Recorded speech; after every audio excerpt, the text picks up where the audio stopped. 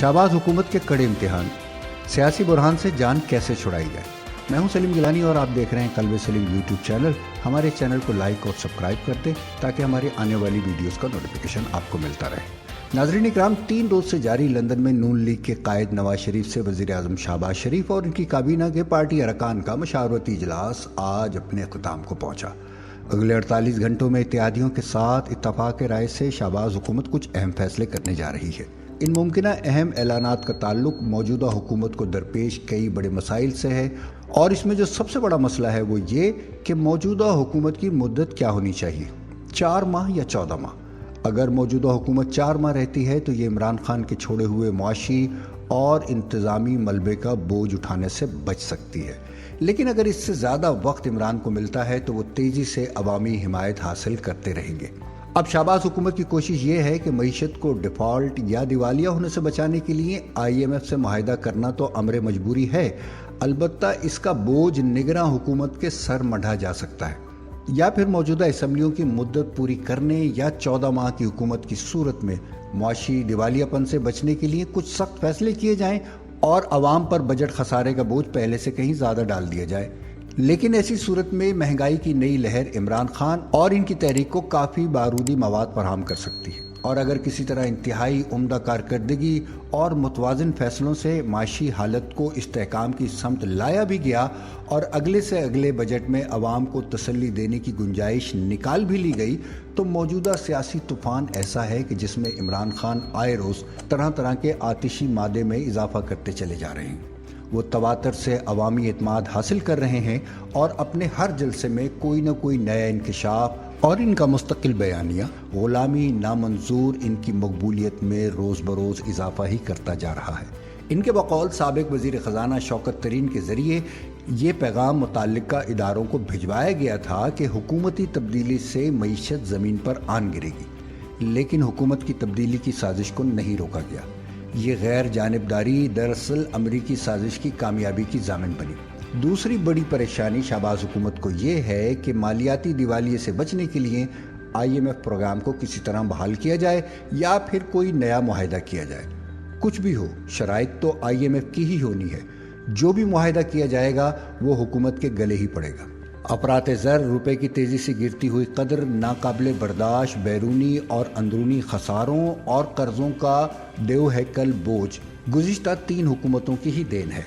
अब इस बात पर सोच विचार की जा रही है कि इस मुख्तसर मुद्दत की हुक्मरानी की सूरत में किस तरह से कोई नरम मुआहदे किए जाएं और इसके नताइज और कड़वे फैसलों का बोझ उबूरी हुकूमत को मुंतकिल किया जाए, बशर्ते कि IMF इस पर राज़ी हो जाए।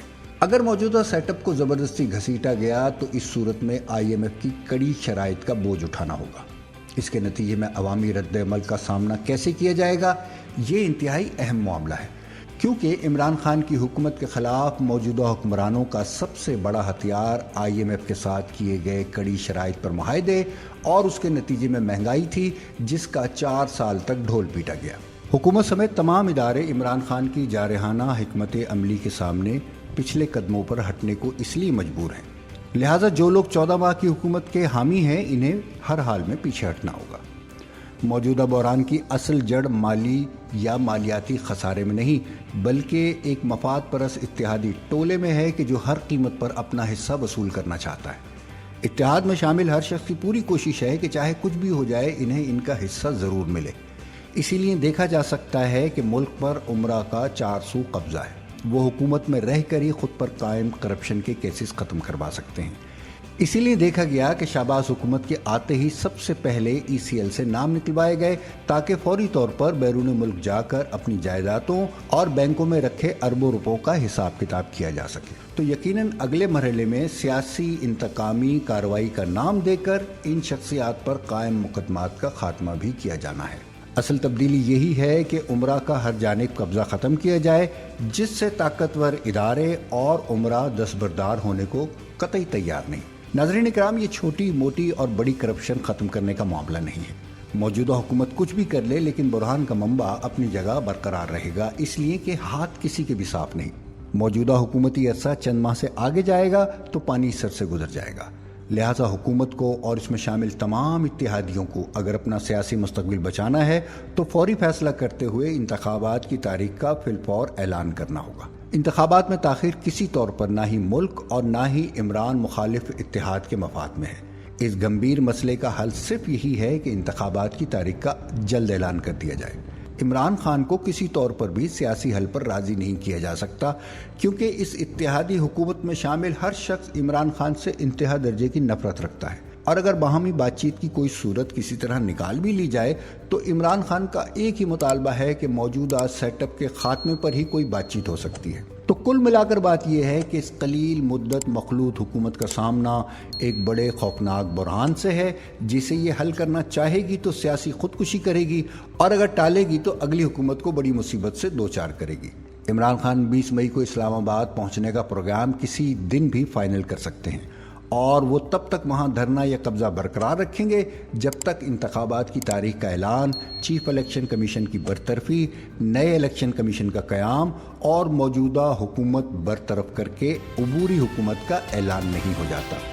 دوسرے لفظوں میں یوں کہا جا سکتا ہے کہ آگے کنواں اور پیچھے کھائی۔